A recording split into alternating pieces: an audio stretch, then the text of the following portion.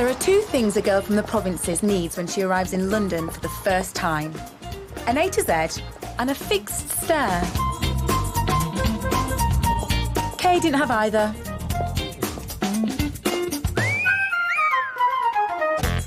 Instead, she had three better things.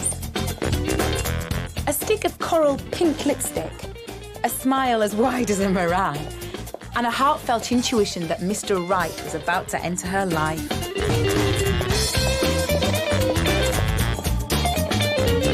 Go, super girlfriend, go!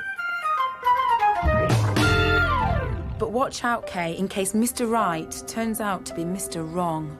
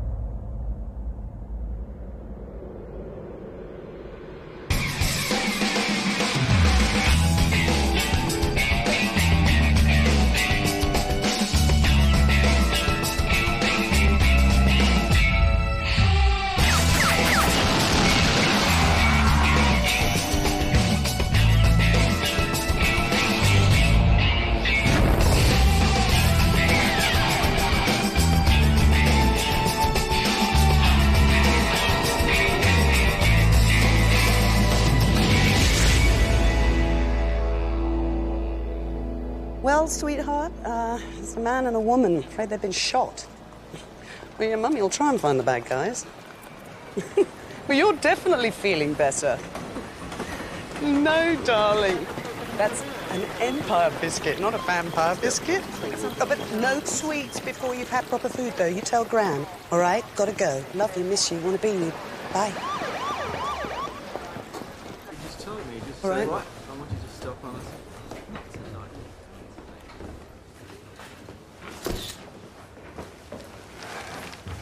Look, one magic bullet. Killed both of them. No sign of a weapon. Collated witness statements, but a single shot being heard around 12 noon. Noon. Midday or midsummer's day. Exact midpoint of the year. Right. Do not disturb sign on the door, but one of them must have opened it to let the killer in. I mean, if you're in a hotel and you're... Playing bouncy castles. Why get up and open the door? Room service. Or someone you know. He went to answer it, still got his boxer shorts on. The killer stood here and fired downwards, went through the man first and the girl. Which makes the guy the target. Not necessarily. Could have been trying to protect the girl. Good date last night? Yeah, she was nice. Really nice. What? She had a lisp. Right, Alison, IDs. Several cards on the girl. Karen Hartson, age 25, single professional, works in publishing. Nothing on the man, just a wallet with 40 quid. There's something very familiar about him, isn't there? Yep. Let's play speculation. A fun game for the whole family. I say the guy's the target. Yeah, girl, crime of passion. Guy, professional hit. What? Busy hotel, middle of the afternoon, no silencer, and your target's with a potential witness. Professional, but made to look unprofessional. You know, lisps can be very cute. Not this lisp. Saliva was flying. Susan? Oh, hello, Bruce. How you doing? Karen Hartson rented room 707 on 6 occasions over the last 3 months. Always on Wednesday afternoons. And what day is it today, Luke? It's a Wednesday, Susan. Killer would have known where to find her. Jealous boyfriend? Love makes madmen of us all. Not unless the guy was also here on all 6 occasions, so his killer knew where to find him. I don't think that works, Luke. Staff statements. Those 6 previous Wednesdays in the hotel, Karen Hartson always arrived alone and left alone. Whereas today, people remember Karen and this guy holding hands and kissing in the lobby. They weren't making a secret of it. OK, but we shouldn't discount this guy as a target until we've identified him. I mean, I know this guy. We know this guy, yeah? Where do I know this guy?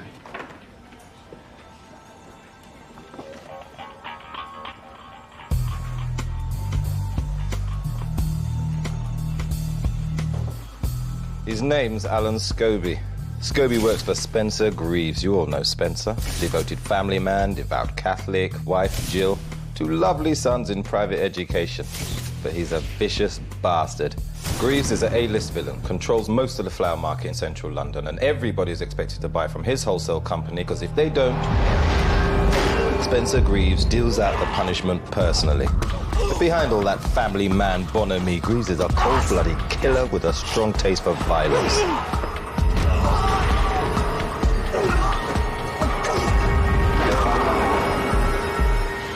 Greaves has been on remand on a murder charge for the last 3 months. The trial's due to start next week, so. And Scobie is? Greaves' driver. I charged Scobie as an accessory, and he turned Queen's evidence against Greaves. He was set to be the key witness in the trial. Come on! So without Scobie, your case against Greaves collapses? Well, what is a nice girl like Karen doing in a hotel room with a criminal like Scobie? Long before Greaves is released. A week. Look, sir, obviously Greaves had Scobie killed. So I think this investigation should be subsumed into my case. We haven't even established that Scobie was the target yet. Look, until we know more about the girl. Scobie was the target. Yes, I know, Adrian. But a sceptical eye is better than a self-fulfilling prophecy. I want Susan working the Greaves angle. You sidecar. A 2-pronged attack. Use that to look into the girl. I wish you'd stop undermining me in front of Turner. What do you mean Scobie's the target? You just love disagreeing with me in front of Turner, don't you? I'm not disagreeing with you. She's not disagreeing, she's just being wrong. I just have a feeling that the girl was... Woman's intuition. The last resort of the totally wrong. Adrian, if you're agreeable, first thing in the morning we move on greets, yeah? I'm always agreeable, Susan. And you, the girl, and do it properly. Find out how she lived. Yeah, we find out how she died.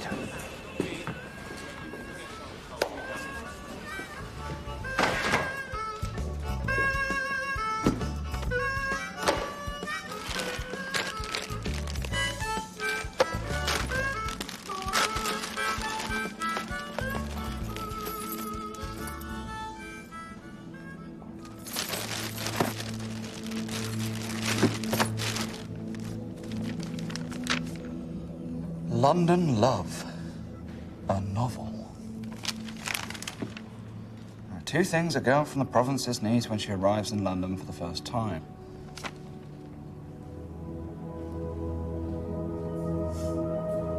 Eyes in the back of her head and a bulletproof vest.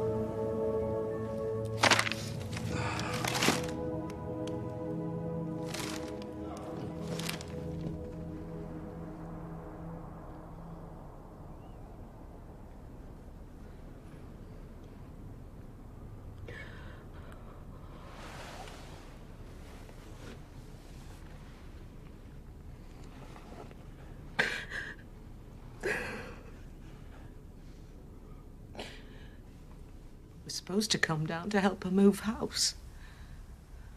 She just signed for a mortgage. I always used to worry about her being down here. She's so...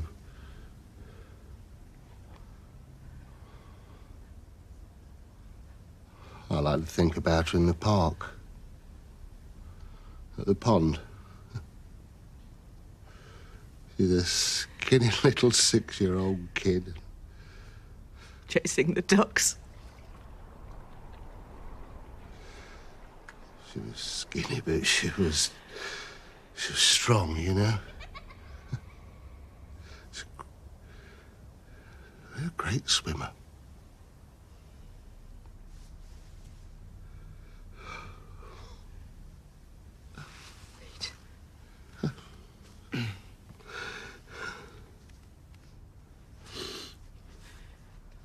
We know that she was shot, but no one's told us where or what happened. Karen was shot in a hotel room. She was with this man who was also shot. Do you know him? His name was Alan Scobie. No. I'm sorry, it is going to be in the papers. They were in bed together.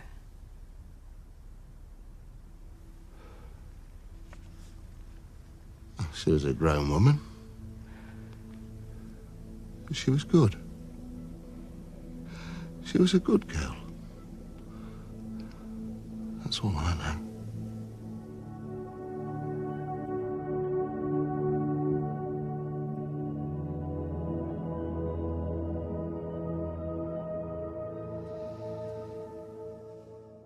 Unlike Mr. Useless and Mr. Possibly Maybe, Mr. If Only had really been able to make Kay laugh.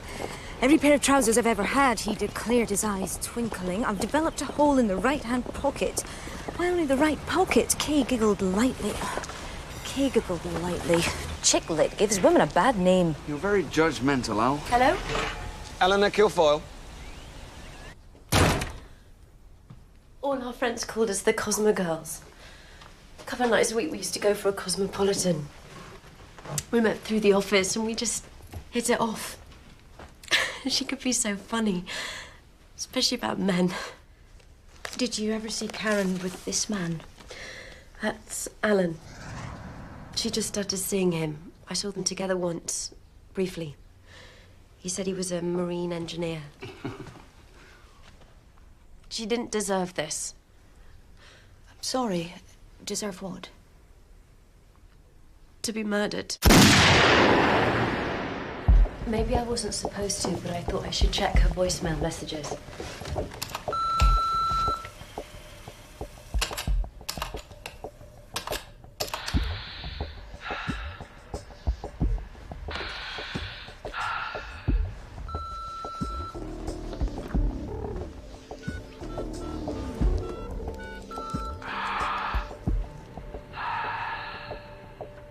Jerry, I need a trace on all calls made to 0207. He never speaks. There's a lot of these, and I think it might be the duck guy. Yeah, I'll hold. That guy? Someone sent these to her once or twice a week.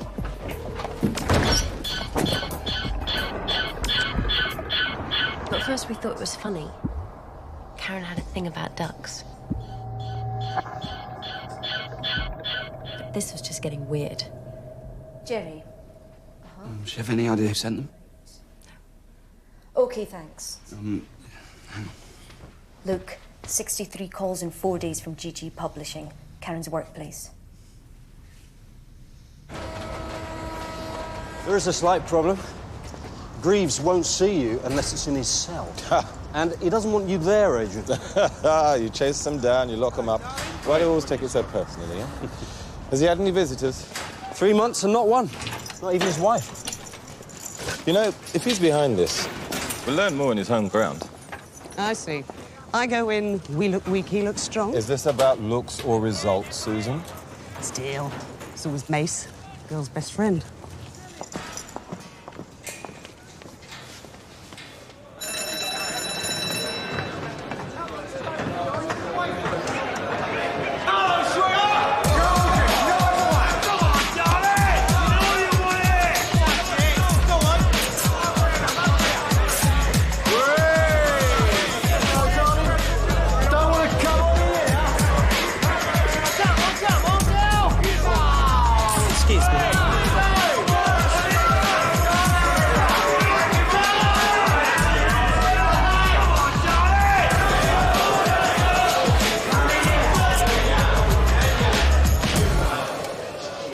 If I help you, Clarice, what are you going to do for me? Well, you confess to killing Scobie and you win a conscience. Gerald, out. This way, Gerald!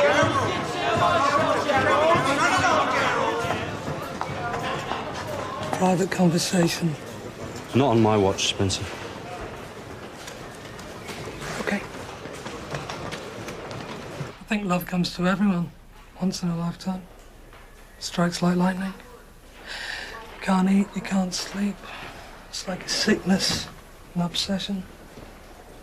I mean, with me and Alan Scobie, there was just this spark, you know? Chemistry. And I don't care who knows it, we fell in love. Got nothing to do with him testifying against me. I could live with that. Ali could do anything to me. But then he started dating someone else, a girl. Karen. Can you imagine how that made me feel? So worthless, so unattractive, so frumpy. Susan, did you really think I was going to confess to having Scobie killed? You're going to do something about that, Mr. Templeman. I've got human rights, you know. Scobie's set to testify. He's released. He's murdered. Case against you collapses. And justice is done, you know, natural justice. God's way of saying Dumfries fitted me up. How is old Aid, anyway? Still bitter and twisted. All that thwarted ambition. I got 500 witnesses in here say I didn't kill Scobie. You've got 1 week. The smart money. It's on me. What makes you so sure that Scobie was a target? Meeting you. An innocent girl is dead. She doesn't sound very innocent. OK, you need to come out now. Oh, Davy, we're only talking. Please, you need to come Just out now. one question. Oh, shit. I'm sorry, out of there now, please.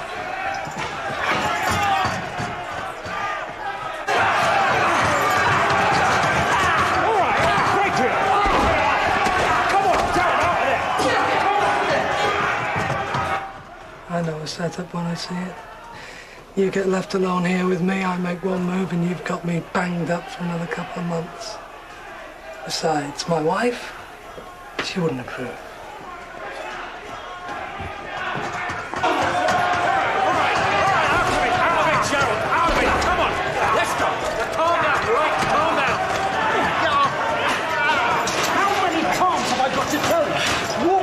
For Christ's sake. I know who killed Scobie. Interview room, now.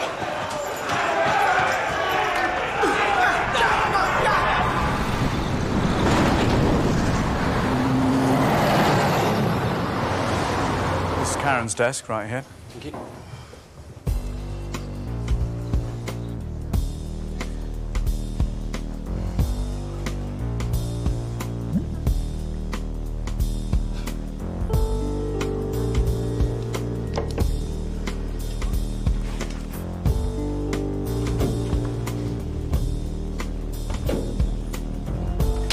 Steve, through a hard drive, temporary internet files, the full biryani, emails that suggest a stalker or any other men in her life, anything about ducks, interrupt me. Andy, see what else you can get from around here. Alison, switchboard. Karen was a valued member of the team here. Bright, reliable, efficient. I was quite shocked when she handed in her notice. She quit? She'd just taken on a mortgage. Right out of the blue, last Friday. She wouldn't give a reason. Aye, Eddie Gresham. DS Stone, investigating Karen Hartson's murder. I didn't know Karen very well, but you hear something like that and it shakes you up big time. Look, I've got a bid going for the Funk FM franchise, and there's a lot of highly sensitive information on our intranet. And what's going on in my switchboard? Yeah, well, there was a series of phone calls made from this office to Karen's home. They begin on the evening she quit her job, and they end on the morning of the day she was murdered. We like to trace the extension. Right. Paddy's your man. He's got the inside track on all our girls. Old personnel Paddy keeps the babe farm ticking over. All that daytime TV, touchy-feely, I'm in touch with my feminine side, psychobabble. I pay him shit. And Paddy makes him feel loved. Hey, Paddy?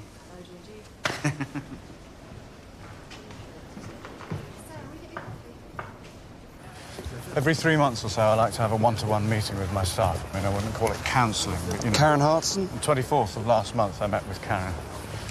But Karen never had problems. She always really struck me as grounded. Actually, I'd identified her as a future commissioning editor. I was going to mention it to Eddie just before she resigned. Oh, yeah, Eddie. What do you mean by the babe farm? That's what he likes to call the office. Eddie does not make my job easy. He's been through most of the girls. He's not smart, only as married as he is. When you say most of the girls? Not Karen. As far as I know. Excuse me.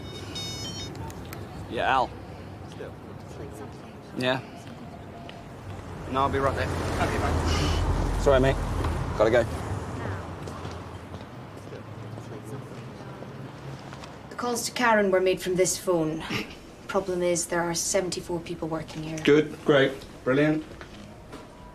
Yeah, I want 50% of the top end. No, I'm taking all the risk.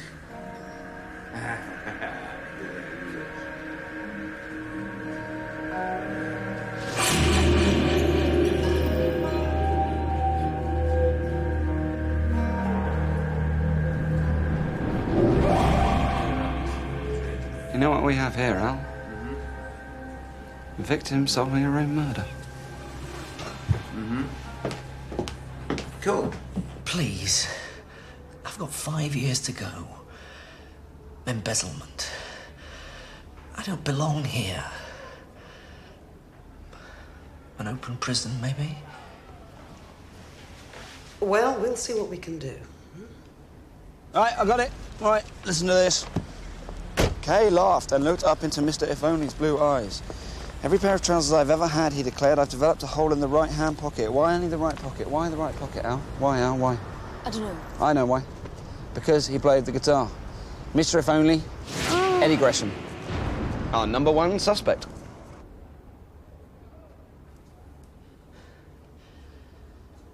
Fredericks. Noel Fredericks. He's the killer. Susan? Luke! I think you might be right. Karen Hartson was the target. Scobie's the target. Intelligence sheet on our suspect. You've got a suspect? You can't have a suspect. I've got a suspect. Who's your suspect? Noel Fredericks. Violent, psychotic, Greaves' right-hand man. Wanted on a firearms charge. Hang on, he's been on the run for 8 months. He's probably Mr. Melanoma of Marbella by now. Yeah, well, you got anything better? Yes, I do. Karen's novel. She had code names for the men in her life. Mr. Possibly Maybe, Mr. Useless, and Mr. If Only. How did Mr. Happy feel about all this? Mr. If Only is Eddie Gresham, wide boy media tycoon who employed her. Well, maybe she had a crush on him and she's fantasizing. Well, Karen's not like that. On those wooing Wednesdays, Mr. If Only would come to room 707 separately, his being the peculiar paranoia of the married man. Married man, Wednesdays, room 707. Gresham told me he hardly knew her. He lied. Why'd he lie to me? Why'd he lie to me? Luke, I cannot run a murder inquiry on the basis of some chirpy office girl's literary ramblings. I don't know, Susan. Perhaps Mr. Monkey is speaky truthy. 2 victims, 2 lines of inquiry. I have spoken. Just picked up something on the radio. An incident at Greaves' warehouse. Could be arson. We should poke our nose in. Susan? Sorry, Luke. Reality calls.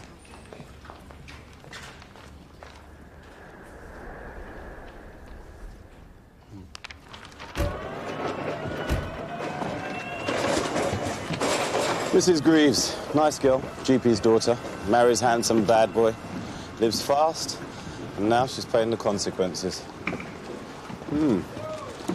See what happens when your protection goes on the run. See much of Fredericks lately? Something tells me this wouldn't have happened if your hubby's sidekick had been around. Or if you hadn't fitted Spencer up and banged him up with all those animals. People barking half the night. Well, you can always make a formal report if you want, Mrs. Greaves. Vandals did this. Oh. We get a lot of that around here. And Fredericks. Do you get a lot of Fredericks round here? You're Spencer. Alpha male on the surface. Knocks people about, buys you diamonds and Gucci handbags, but it's a small man who can't protect his family. You must be sick of all this, Jill. Spencer loves his family. Does his family love him? 3 months, Jill. And not 1 visit. What kind of marriage is that?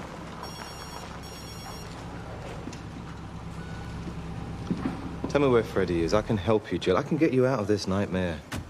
Spencer will be home soon. He'll fix things. I wouldn't want my boy seeing this. Go on. You better go.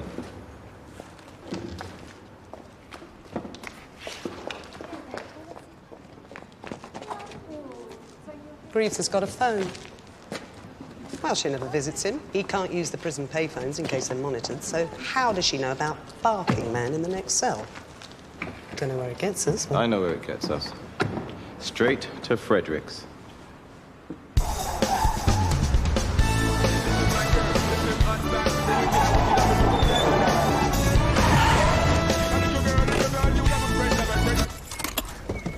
No, I'm going man to man on this one out.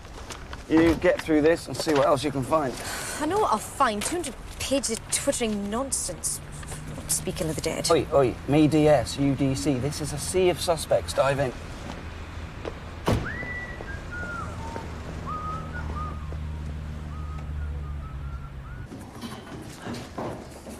Eddie, Mr. Gresham.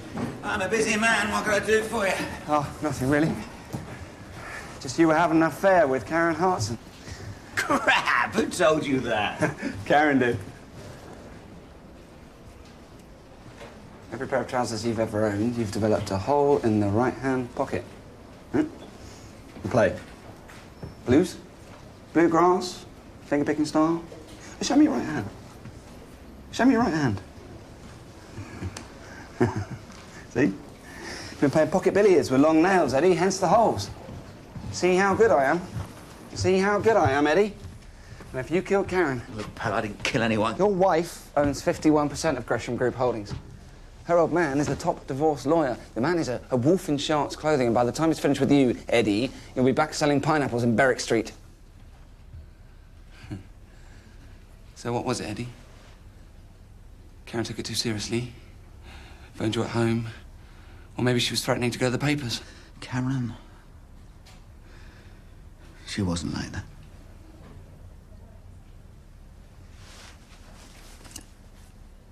You loved her. Karen ended it. Yeah, but you wouldn't take no for an answer, would you, Eddie? That's not your style. Phone calls from here, and then you found out she was with another guy, and you're jealous. And you know where they're going to be and when. Room 707, midday Wednesday. Where were you between 11:30 and 12:30 Wednesday, Eddie? Hmm? No? Eddie was with me. Eleanor?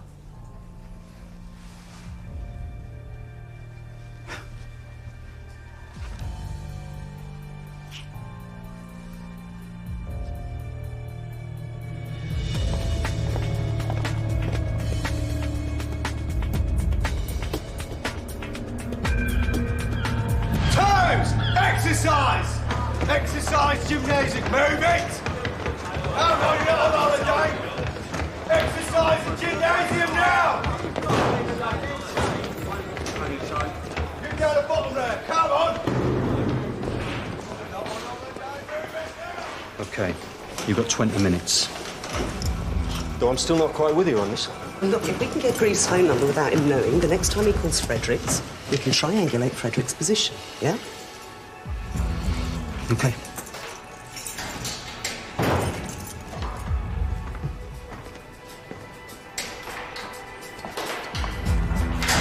Where is this bloody phone? Do you know, maybe he keeps it with someone else. You wouldn't trust anyone else. Bet if Stone were here, he'd find it. Oh, that's really a big help, Yeah, well, I'm just a meathead in the sidecar, remember? We're missing something. What are we missing? Shit!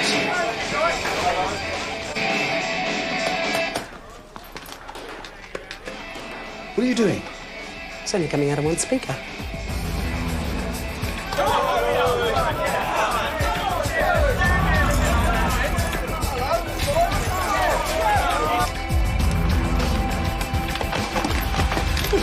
State-of-the-art technology. Right, he's on his way back. How do I get the number? Dial your own phone and it will show. Right. Yep. Come on, you need to be out of here now. OK. Come on, come on. Got it.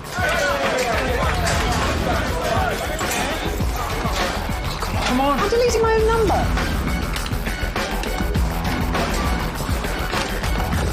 Jesus, come on. OK. All right.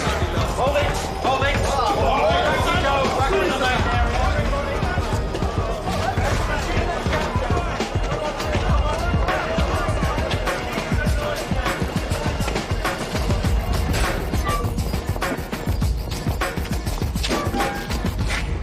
Now we get Fredericks. I had him. I was this close. I was about... I don't know what is going on in there, but Eleanor Kilfoyle just gave him an alibi. Eleanor Kilfoyle. You mean Joyce? What? From the mouth of babes. When Mr. If Only played Kay the mysterious message that had been left in his voicemail, "Be careful of Kay, she's after your money," Kay recognised the voice right away. It was her so-called best friend, Joyce. For Joyce, read Eleanor. Let me see that. Kay decided to give Joyce the benefit of the doubt and invited her to lunch. But to Kay's astonishment, Joyce made no attempt to duck the accusation. In fact, Joyce simply straightened her knife at a right angle to the table and became quietly angry and aggressive. It was then Kay recalled the quack psychology and judgmental attitude Joyce had spouted when Kay had told her about the affair with Mr. If Only. Now this deliberate attempt to sabotage the relationship. I thought you were my friend. Enough was enough. Joyce was rumbled. another day, another suspect. Luke, you are hanging too much on this stupid novel. No, life imitates art, Susan. Oh. Eddie Gresham's having an affair with Karen. But Karen's flatmate, Eleanor, wants Eddie. So she tries to sabotage the relationship. But then Eleanor realises that not only is Eddie having a fling with Karen, Eddie's fallen in love with Karen. And then Greg, Eddie's long-lost son, who used to be a woman before he was abducted by aliens, comes back and him and Karen steal all his money and eat his wife. Sarcasm. Not an attractive quality in a woman. Yeah, well, I'm not perfect. And why am I not perfect? Because, Luke, I'm alive. What's that supposed to mean? Greaves made 2 calls from his cell yesterday. 1 to his wife and 1 to Fredericks. Great.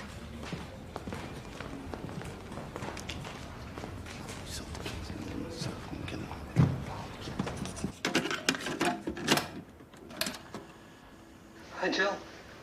I thought you were going to come and see me. Yeah, I'm sorry, Spencer. How are the boys? Because, listen, I was wondering, maybe you could just bring them in. No, I'm not bringing them to visit you. We agreed. Someone's trashed the warehouse. I'm really scared, Spencer. I'm on my own here, and I don't know how much more of this I can take. Yeah, listen, Jill, listen to me, babe, listen. Scobie's gone. I'll be out on Friday. We're going to go on holiday. I promise you, we're going to talk all this out. Okay? Things are going to change. We're going to start anew.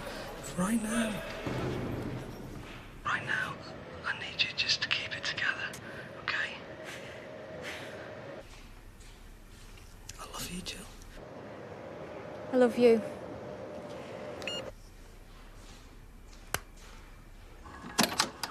Right, he broods on it for a couple of hours, then he calls Fredericks. Freddie, where you been? Sorry, Spencer, they wanted me. What were you thinking, killing Scobie in a hotel like that, then? I did what you told me. That's crap, Freddie.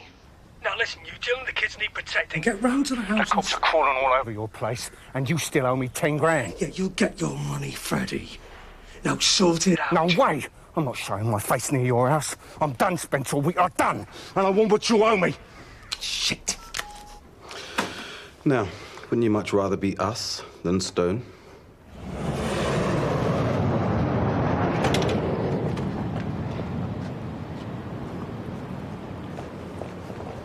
Look, I'm due back at work. So Karen leaves her job and moves flat. She's obviously trying to get away from someone. Was that someone new? Of course not. We were friends.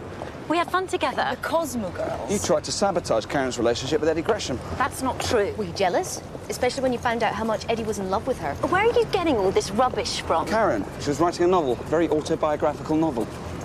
Typical Karen, always the last word. Well, as you know, last Wednesday, I was with Eddie. My 2 prime suspects alibi each other. Now, I'm going to check hard on this, and if I find one hole in your little story, oh, you're in so much trouble, so much. And you can pass that on to Eddie, okay?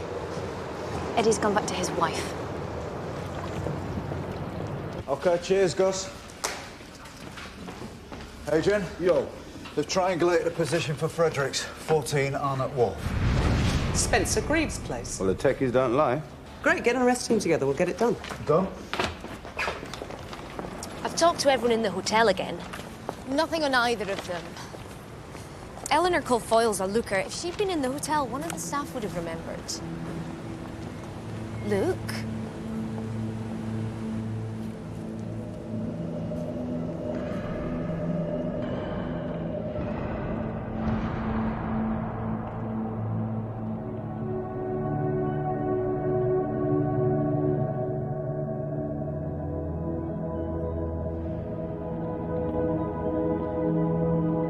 Come with me.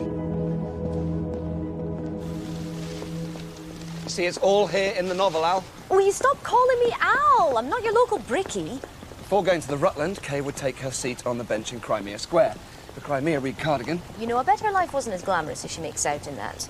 Must get boring chasing rich men. But Karen's not like that. How do you know? From this. You know, this is about a girl who wanted romance. She was looking for the dream, perfection, the fairy tale. Okay, right, so this is her bench, facing the old grey dock crane.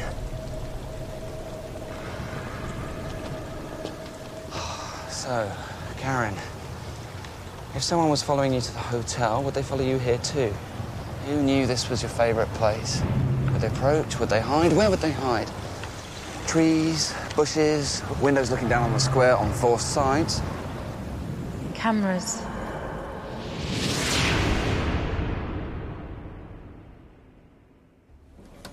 That's it. Last Wednesday morning. Stop. Can you horse it back a bit? There she is. She's working on a novel. For the last time. Forward at half speed. Oh, stop. There, look, by the wall. Drinking the coffee. He's watching her. That's her seen Scobie. Yeah. Come on, then, if you're following her.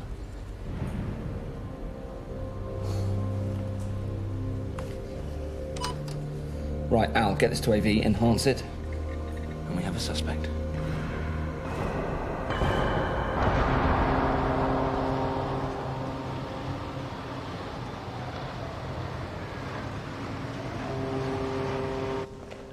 On my order.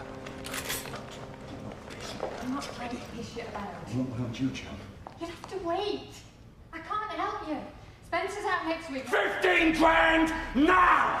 Go!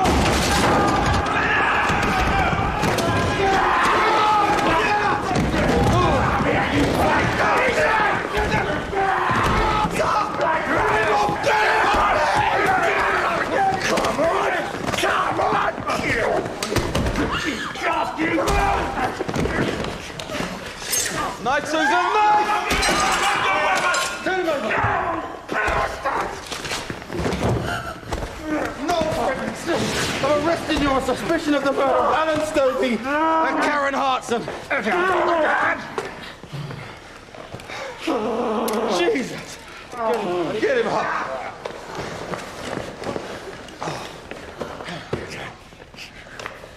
Bitch! Right. Go! Let's go.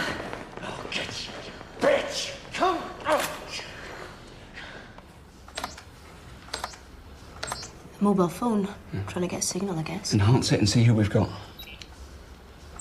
Okay, here it comes. Whoever you are, you can run, my friend, but you cannot hide. I'm Luke Stone and I will nail you.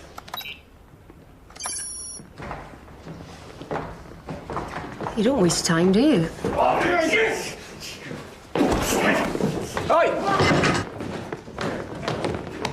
What are you doing with my suspect? My suspect, my rules. No, that guy was following Karen. That guy's Noel Fredericks, and he was following Scobie. It's a murder weapon. Some wino found it in a bin near Hyde Park. And the local boys have identified the armourer and are going to get back to me as soon as they've got something. Why, thank you, Adrian. Right, as soon as the armourer IDs Fredericks as hiring it, we have our clear-up, regardless of who the target was.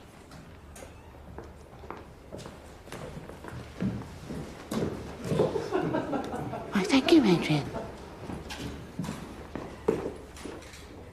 It was just a social call. Didn't sound like a social call.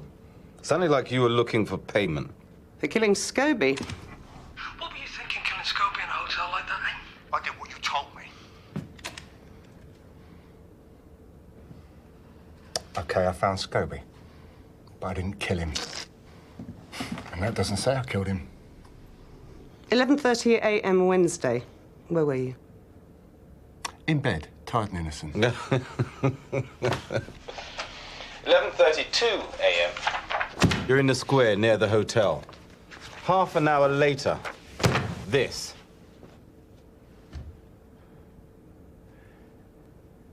Yeah, okay. I was following a girl. To get to Scobie. He'd done a runner from his flat. I knew where his girlfriend worked, so I started following her. But I didn't kill anyone. Yeah, we'll see.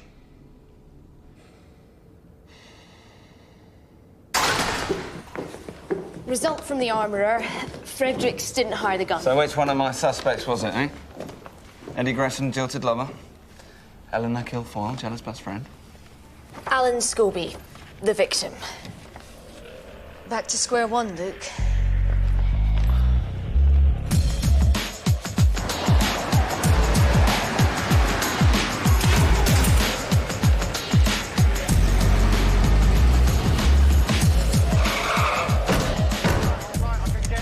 Susan, I've been thinking. If Scobie had the gun, it means that whoever fired that shot did not go to room 707 with intent to kill, right? That suggests a crime of passion to me. And we should keep looking at Karen. Don't you mean you should keep looking at Karen? Excuse me? Look, how many women have you dated in the last couple of years? Blunt, you know. Or maybe 1, 2 a month? Yes, perhaps. Why? And some of them have been really gorgeous and interesting. Thank you. But you, my God, you have a genius for finding imperfections. She's got a crooked tooth, a lisp, she snorts when she laughs. Anything you can dig up to avoid having a proper relationship with a real living person. What's your point, caller? My point is Karen Hartson does not exist. Therefore, she will never have any faults. Therefore, she is your perfect woman. No, hang on.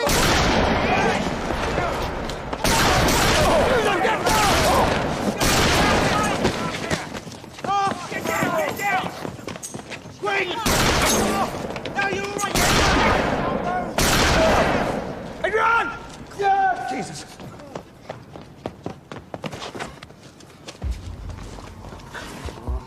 Okay, doctor, get a doctor, come on!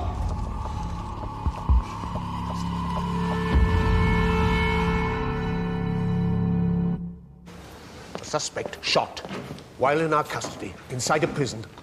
It's incredible. You couldn't make it up. Greaves' cell. No sign of a gun, sir. You didn't actually expect to find it there, did you? By the sound of things, he had the run of the prison. For God's sakes, his whole wing was on exercise while the shooting took place. He had time to dump it. He could have got someone to dump it for him. I want it found, Adrian. Freddie's dead. Right. Concentrate on Greaves. 3 days and counting. Aggressive forensic interviewing. Which I suggest you should have done in the first place, instead of playing psycho chess. No, sir, listen. We shouldn't rule out the possibility rule out the possibility that you are the evil satanic genius behind a lot of these murders. Just to annoy me. But in the absence of proof, let me state the obvious and tell you what's going on here. Scobie was never the target. The girl was never the target. The target was from the beginning Fredericks. Now, do the easy part and get me the multiple clear-up that I so richly deserve.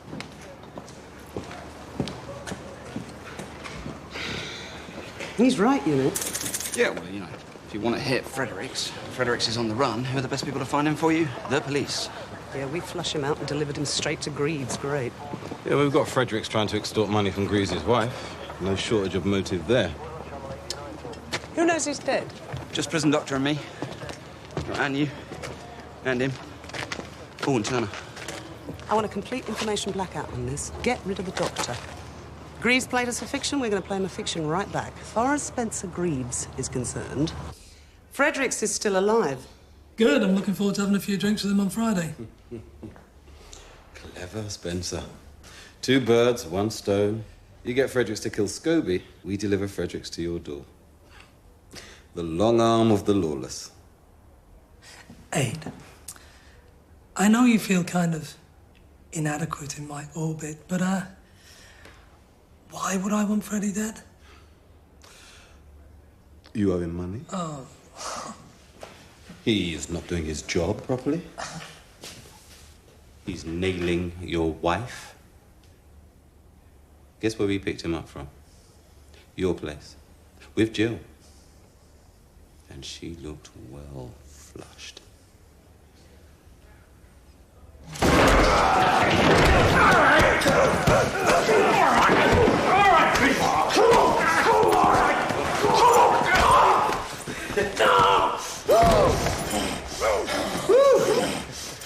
Freddie's gonna pull through, mate.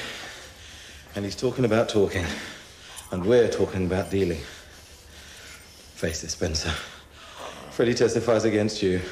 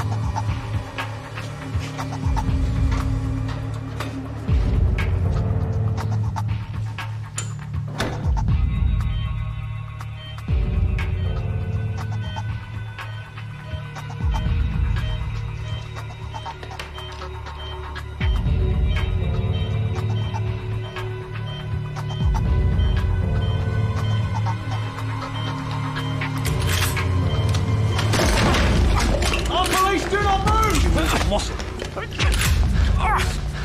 It's just like Christmas. Templeman? I think you'll find I was on duty when those hotel killings took place. Why Fredericks? Why did you kill Fredericks? It was 10 years ago. My first week on the job. And he kicked a 7 shade of shit out of me. And he laughed at me. That was the thing. I didn't report it. I couldn't. But you don't forget these things, do you? You never forget. You learn your lesson. You take your punishment. But you wait your moment.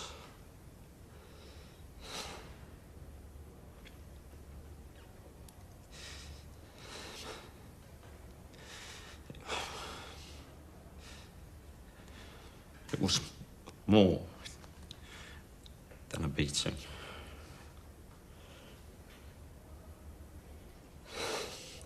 You understand? It was more than that.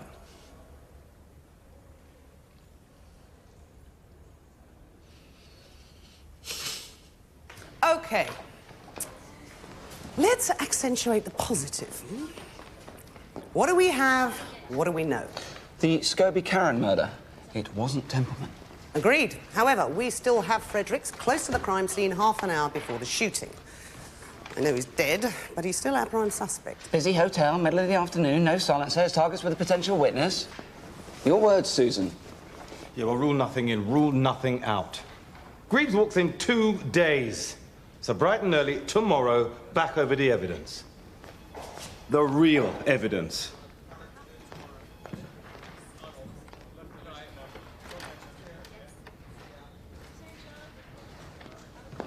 I'm just trying to get to the truth, that's all. If you run Scobie as the target, you've got nothing, no credible suspects. Whereas if Karen is the target... Oh, for Christ's sakes, Luke, get a girlfriend. I mean, what's going on? You're here when I arrive in the morning, you're still here when I go home at night, and it's not even the job. It's these crazy notions about victims solving their own murders. What the hell is all that about? Where do you live? Do you know, I don't even know where you live. You don't do anything but this. And you know what? Most of the time, the answers are just sad and grubby. Just have a life, yeah? And listen, look, I've got 2 people with frankly dodgy alibis, plenty of motive. All based on what? This pile of crap?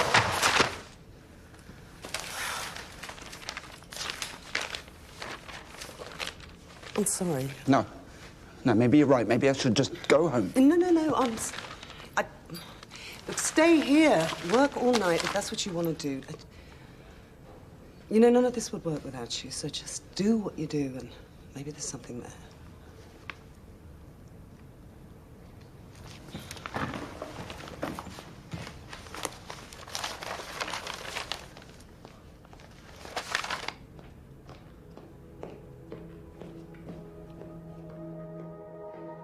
Men and women, women and men.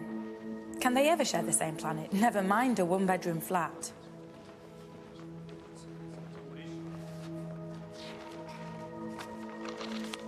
"35, marine engineer, 6 foot. Hobbies, opera and mountaineering, no baggage." Could this be the one, thought Kay. Even Dad might like him. 4-inch heels, Nicole from the Renault ad dress, and Versace stonewash denim jacket at 9:30 on a Monday morning. The looks, the knowing stares. Suddenly, Kay Phillips was the whore of Babylon.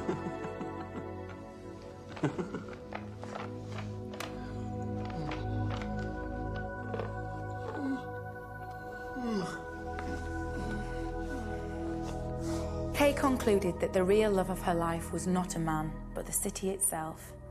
That at least had been Joyce's theory. But Kay was supposed to be trying to forget Psycho Joyce, who since the great lunch bust-up had actually followed Kay to Crimea Square. Kay had chastened her off with her severest look. She pursed her lips, flared her nostrils, furrowed her brow, and... I know that look, Karen. Well, I've seen it. Where do you see it, Luke?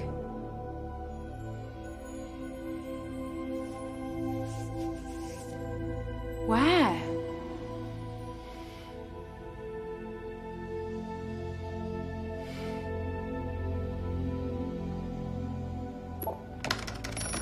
Right, there's Fredericks watching you.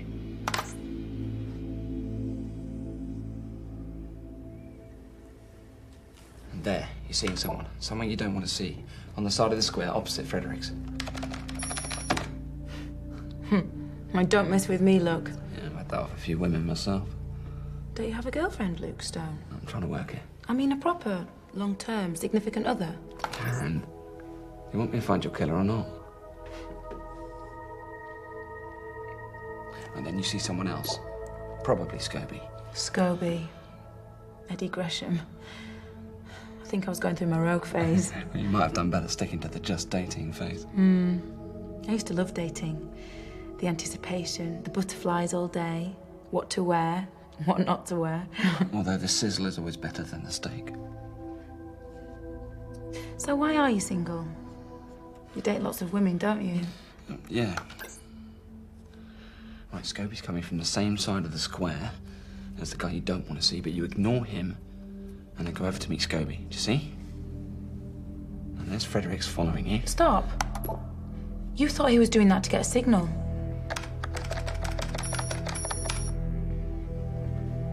He's not after a signal. He's using his phone to take a photo. Of Scobie, a photo message. To Spencer Greaves. Susan's report. Greaves had a state-of-the-art mobile. If he photographed you and Scobie on the eastern side of the square... Spencer Greaves has a picture of whoever was following me. Luke, kiss me hard, kiss me good, and tell me I'm a genius.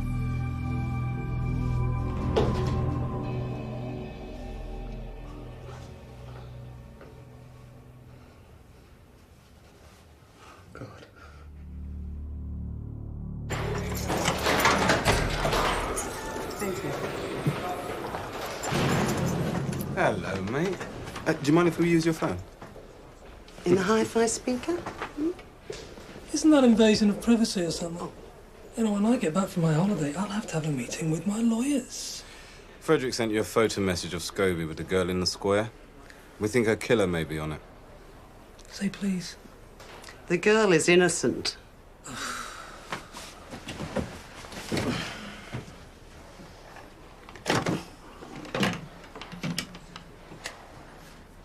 Who says I'm not a law-abiding citizen? In 8 hours' time, I walk.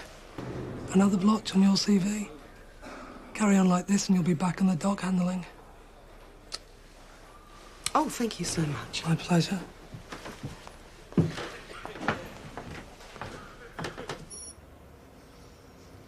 There's Scobie with Karen. And look, there in the background, lurking. Someone lurking there. So, enhance it. Who's your money on? Eddie Gresham, Eleanor Clefoyle? Can you get that bigger?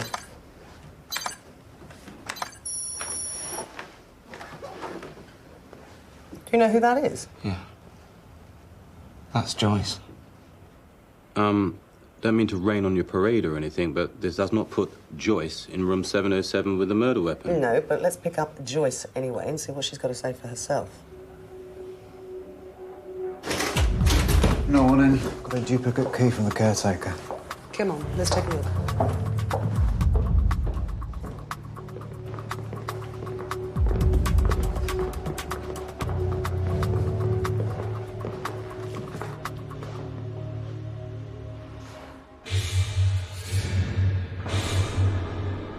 Alison, check out this room.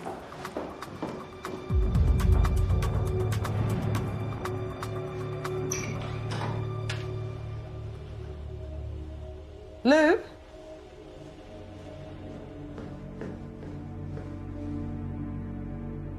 Karen was the target.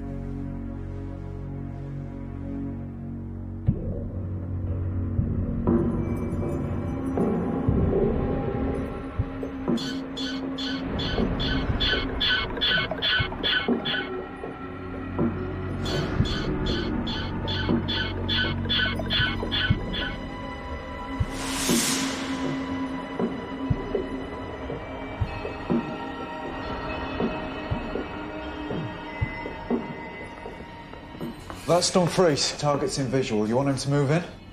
Susan. Tell them to clear. Tell everyone to clear now. Adrian, clear the area. Get everyone up now.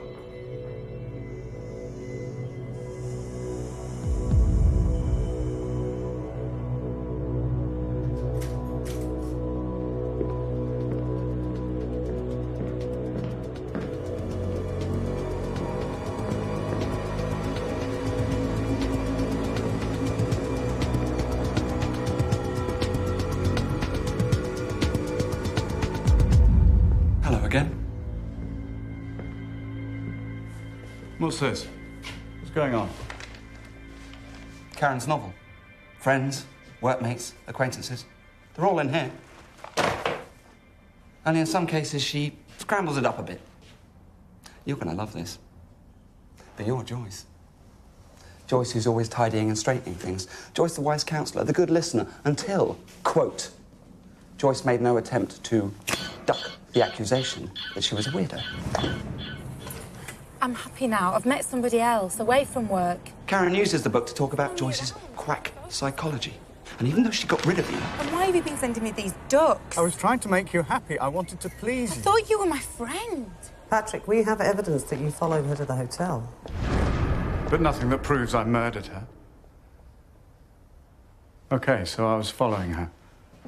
And I've got this. Well, I don't believe this is against the law. Oh, you think this is normal? You think all this is healthy? You followed Karen, you saw her with Scobie, you got jealous, and you went to the hotel room and you killed both of them. No! Karen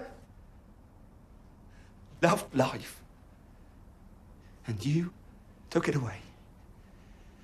You took everything away from her!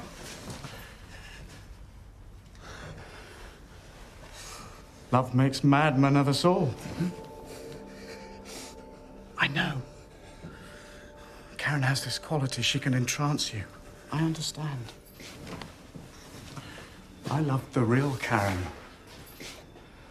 But you've been obsessing about a corpse.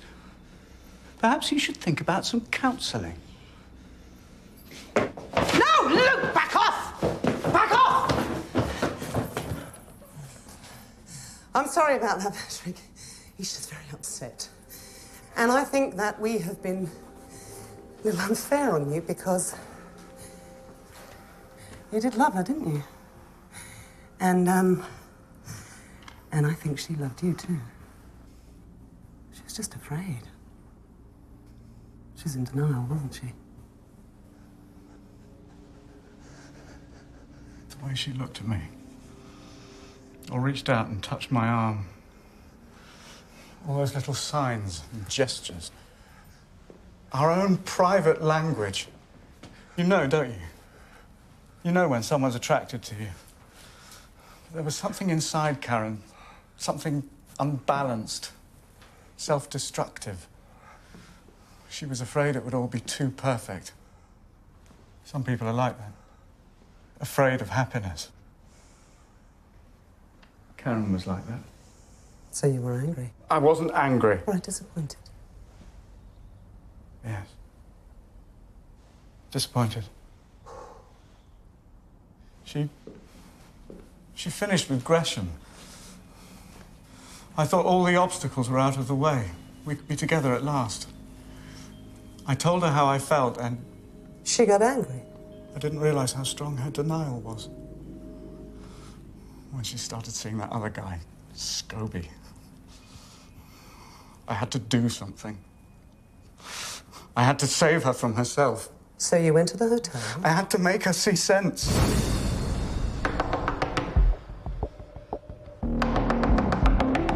What do you want? Karen? Karen, you've got to stop this! Patrick, what do you want? Get out! And then you grabbed the gun. No! He had the gun. Then it was in my hands. I told her I loved her. Then you shot her. You shot her, didn't you, Patrick? You shot her. No! Karen, I love you. I didn't shoot her.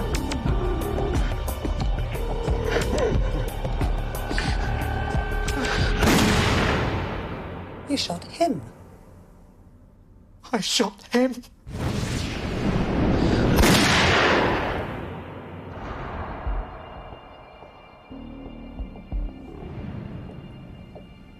I'm so sorry, Karen.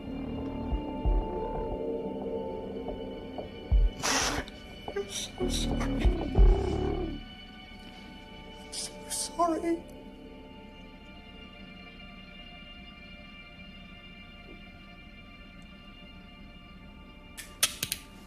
Okay.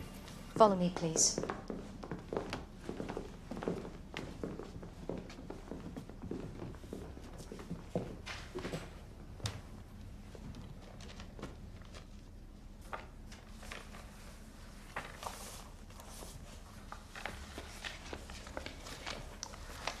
You're quite good at that psychological stuff, aren't you?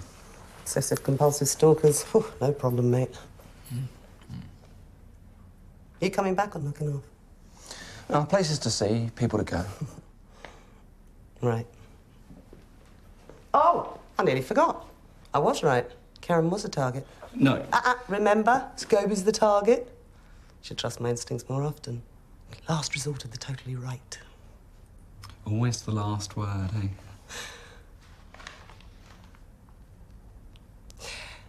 I'll tell you what.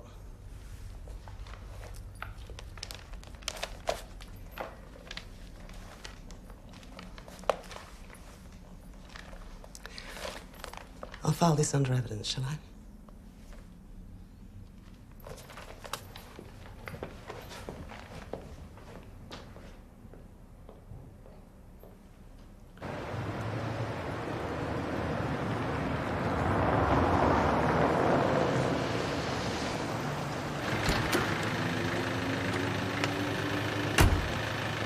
There you go, keep it.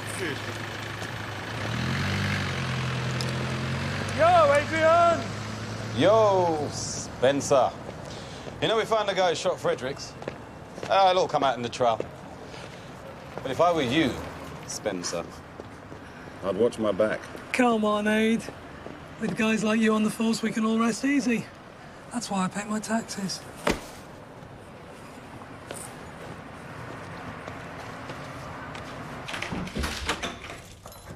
Guys, Daddy's home!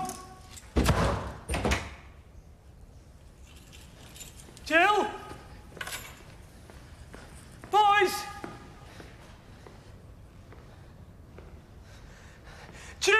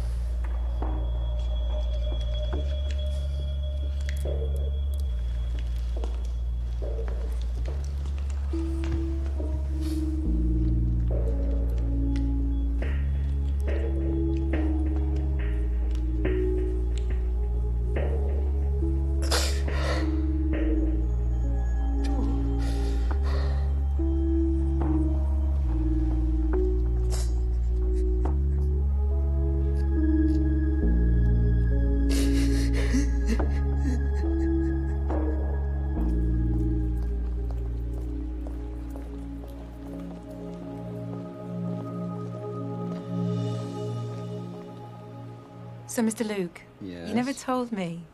Why haven't you got a girlfriend? Susan says I'm hung up on perfection or something. I think that hung up on perfection stuff's just an excuse, Luke Stone. I think you're afraid to be loved. Why? Why are you afraid? It's complicated. Complicated? Being in love is the most uncomplicated thing in the world. Or maybe what's stopping you is... broken heart. Could say that. Okay. Got to go.